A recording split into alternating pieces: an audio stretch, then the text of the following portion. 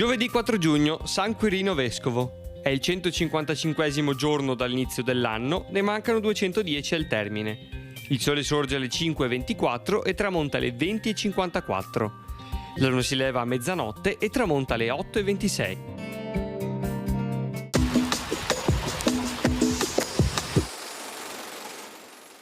Dopo ben 20 scrutini, all'età di 78 anni, viene eletto doge Marcantonio Trevisan.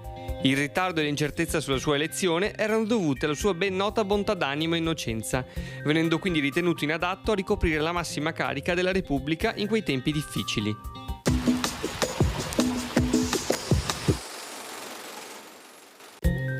Le previsioni per domani.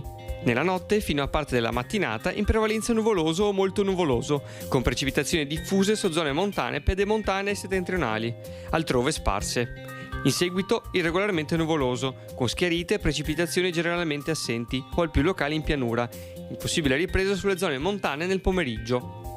Temperature senza notevoli variazioni, venti in quota dai quadranti settentrionali tesi, fino alle prime ore in successiva attenuazione. In pianura, fino al primo mattino, deboli moderati da sud-ovest, a tratti tesi sulla costa, in successiva rotazione da nord-est con rinforzi sulla costa.